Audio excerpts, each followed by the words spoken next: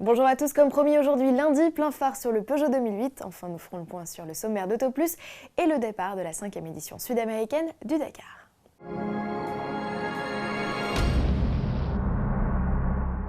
L'anti-juke de Peugeot est arrivé, le constructeur au Lyon a révélé ce lundi les premières images de la version de série du 2008, son crossover urbain. Des concepts prédécesseurs, notamment le 2008 concept présenté en octobre 2012 au Mondial de Paris.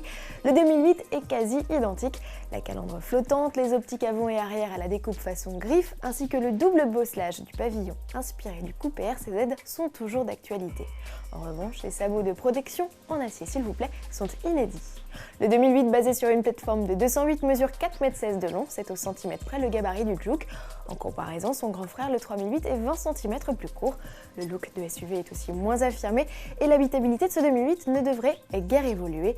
Sous le capot, il y a du nouveau en revanche. Le 2008 inaugurera un inédit 3 cylindres turbo-essence fort de 110 chevaux, épaulé d'un A-Lit 6 THP de 155 chevaux. Deux diesels de 92 et 115 chevaux représenteront le gros des ventes, d'autant que leurs émissions de CO2 ne devraient pas dépasser les 99 grammes, bonus de 200 € à la clé.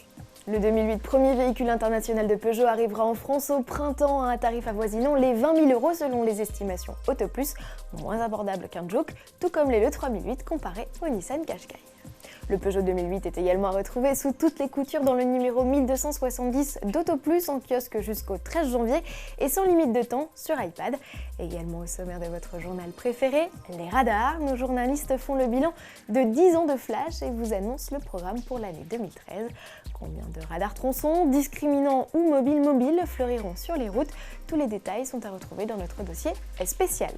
Et à propos d'Auto Plus, toujours ce lundi 7 janvier rime avec le lancement d'une collection miniature. Après les 2 chevaux, dont la série court toujours, nous vous proposons de mettre en vitrine tous les 15 jours les plus belles Ferrari de l'histoire. Le numéro 1, la Ferrari California, est disponible avec Auto Plus. Pour trouver cette offre en kiosque près de chez vous, rendez-vous sur le site trouvelapresse.com.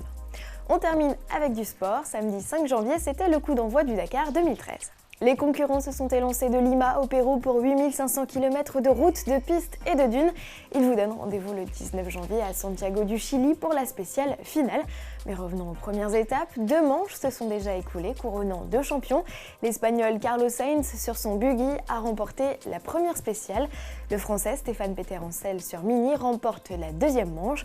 Au classement général, ce dernier vainqueur du Dakar 2012, entre autres, prend la tête. Il devance Giniel de Villiers, titré en 2009.